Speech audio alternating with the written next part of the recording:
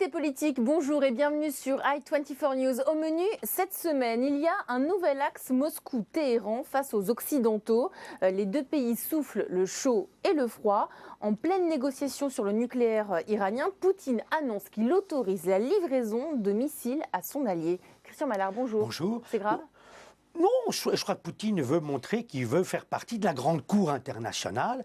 Il veut damer le pion à Obama et aux Occidentaux parce qu'on lui fait payer le prix des sanctions en Ukraine. C'est une façon de répondre et de se venger quelque part.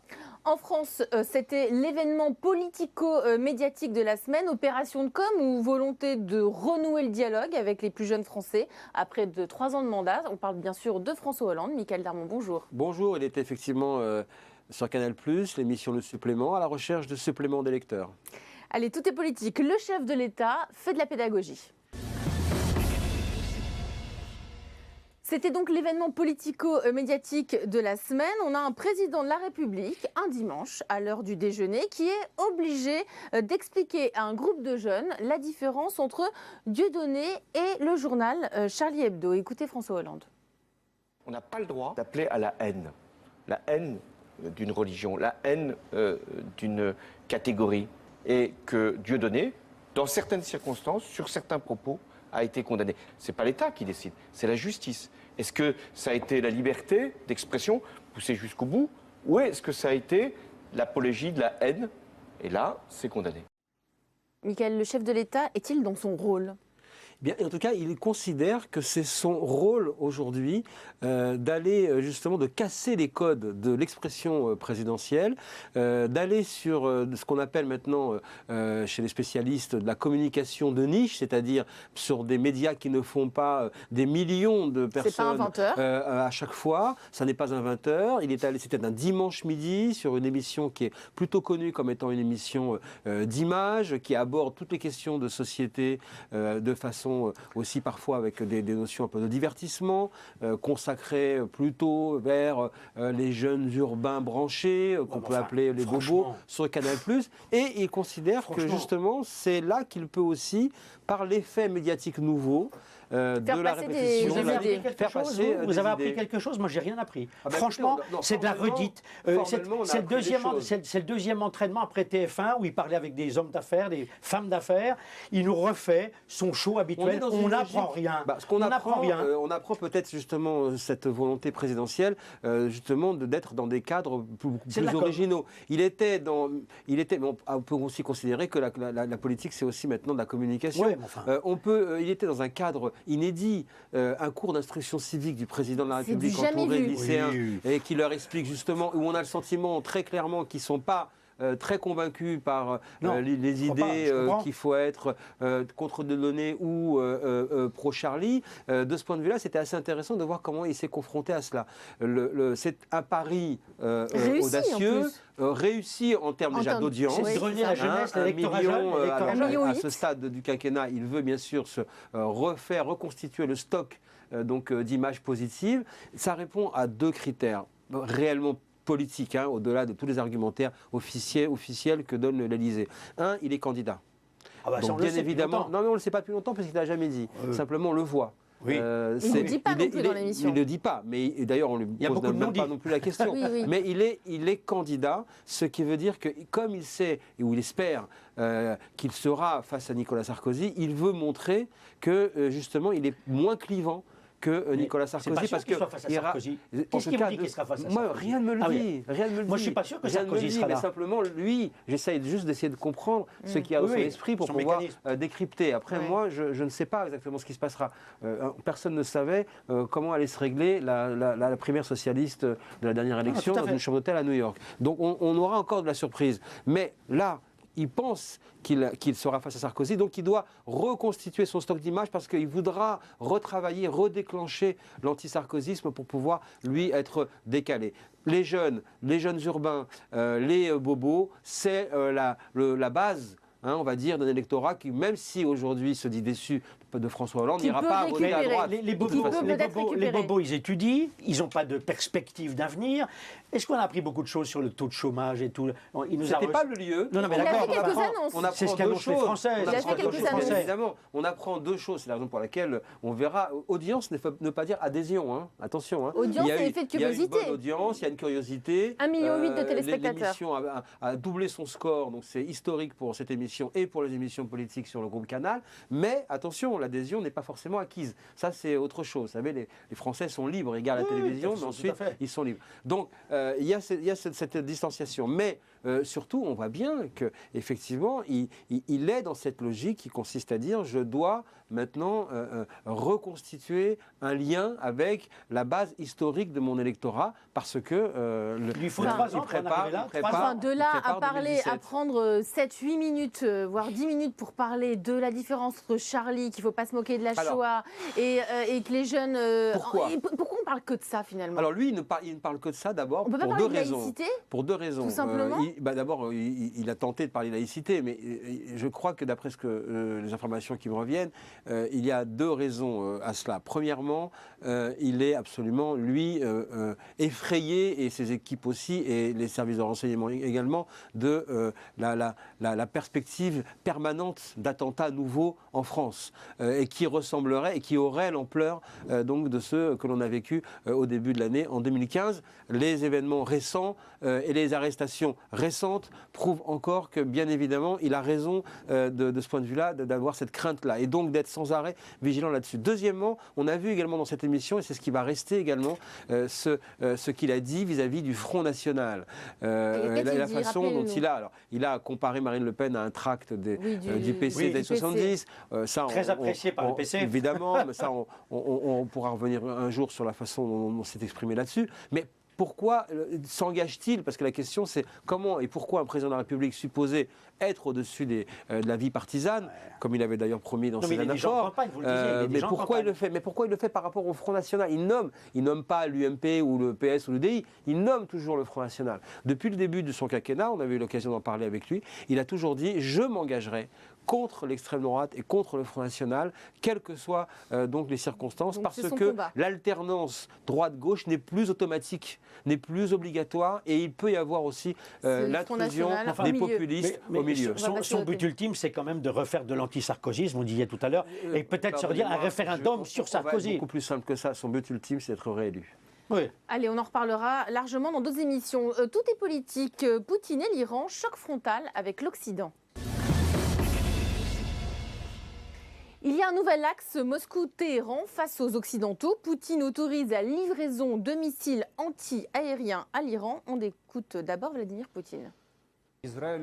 Il n'y a absolument aucune menace pour Israël. Ce sont exclusivement des armes défensives. En outre, nous pensons qu'étant donné les conditions dans la région, et en particulier les événements au Yémen, les fournitures de ce type d'armes sont un facteur de dissuasion. Poutine parle d'Israël immédiatement, donc c'est le point principal dans cette livraison. C'est pour lui l'axe américano-israélien. On retrouve là, à travers les propos de Poutine, on retrouve le joueur d'échecs. On retrouve le mastermind qui est en train de dire aux Occidentaux, aux Américains, vous me faites payer le prix de l'annexion en Crimée. Vous m'avez imposé des sanctions, certes, qui m'ont affaibli économiquement, ça m'a posé des problèmes. Eh bien moi, je vais vous répondre, je vais aider l'Iran, parce que je sais que sur ce terrain-là, c'est quand même un point sensible, vous êtes en pleine négociation et tout. Économiquement très fort. Et économiquement très fort. Donc c'est la réponse du berger à la bergère, j'ai envie de dire. Et donc Poutine répond aux Américains, répond aux Obama, répond aux Occidentaux, et il veut montrer une fois de plus aussi qu'il a envie qu'on le prenne en considération. Il veut rejouer un rôle important au Moyen-Orient. Donc quoi, c'est un problème, puisque Obama se rapproche également de l'Iran. Donc, qu'est-ce qu'il contrecarre comme projet? Ce qu'il faut savoir, c'est qu'aujourd'hui, il se passe un phénomène assez intéressant, c'est qu'une grande partie du pétrole iranien, enfin une partie du pétrole iranien, va en Russie. Les Russes reprennent du pétrole iranien, alors que, je vous le rappelle, ils sont le premier producteur de pétrole au monde. avant l'Arabie Saoudite. Pourquoi? Parce que Poutine est en train de redouter, justement, ce dont vous parliez à l'instant, un rapprochement irano-américain, un rapprochement irano-américain qui ferait que le prix du pétrole, du baril de pétrole, qui est déjà bas, $55, puisse baisser davantage, et il se dit qu'il ne peut pas se permettre ça parce que lui, la Russie marche très bien lorsque le pétrole, le prix du baril est à $100. On en est très loin aujourd'hui. Et puis en même temps, il voit bien qu'aujourd'hui, l'Iran est un peu partout, et donc il joue avec l'Iran. L'Iran est en train de dire aux Américains, et je crois que c'est important, il faut le rappeler, qu'ils n'autoriseront pas la visite des sites militaires, nucléaires, même dans le cadre d'un accord. On le saura dans quelques mois, semaines. On va le savoir d'ici le 29 juin au soir, le 30 juin. Et puis l'Iran vient de passer un accord de coopération antiterroriste avec l'Afghanistan. Donc lui, il est en train de prendre le train en marche avec l'Iran en se disant, eh bien l'Iran est le pays qui a le vent en poupe dans toute la région avec l'Afghanistan. L'Iran qui est présent, je vous le rappelle, au Yémen aussi, dans le golfe d'Aden. Mais il fait aussi la mode, quoi. Il donne la tendance. On voit bien qu'aujourd'hui, la tendance est de se rapprocher de l'Iran, de passer des accords avec l'Iran. Tout le monde l'a dit. Et Obama les Européens qui vont à reculons, les Français qui vont diviser, ils ont dit, bah voilà, moi je choisis et j'y vais. La question qui se pose, c'est de savoir, est-ce qu'il y a une double rhétorique ? Rhétorique poutinienne d'un côté, donc, qui provocation, réponse, voilà. Et puis rhétorique iranienne avec le guide suprême de la révolution iranienne, Ali Khamenei, qui menace jusqu'au bout. Mais c'est vrai que pour des raisons de politique intérieure, il a besoin de montrer une forme de fermeté vis-à-vis des gardiens de la révolution. Non, pas du tout. Incroyable. Je reste méfiant. La mode vous atteint également. Non, la mode ne m'atteint pas.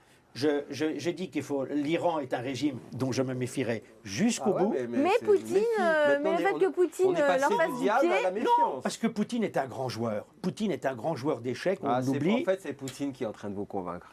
Quelque part, sur certains points. C'est ça. Allez, tout est politique. Toutes les images de la semaine.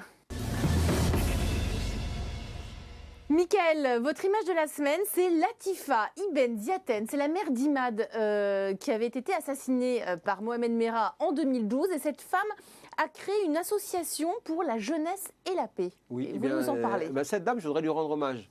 Parce que, et justement, c'est un séjour important pour l'État d'Israël, eh bien, moi, je voudrais lui rendre hommage parce qu'elle a effectivement créé une association qui veut créer le dialogue entre toutes les communautés. Elle va dans les écoles, elle enseigne la laïcité ou les notions de laïcité donc, aux professeurs des écoles et des collèges qui sont en difficulté. Vous vous souvenez, on avait évoqué ici même dans cette émission le film Les Héritiers. Tout à fait. D'ailleurs, que c'est dans ce collège-là, également dans ce lycée-là, qu'Emmanuel Valls est allé annoncer donc les mesures récentes contre l'antisémitisme et le racisme. Elle, à sa manière, non gouvernementale, courageuse, parfois solitaire, et avec également la douleur qu'elle a maintenant et qu'elle porte, eh bien, elle vient sans arrêt rapprocher donc, les gens. Et ces jours-ci, elle organise un voyage en Israël et également en Palestine, avec des lycéens de quartiers difficiles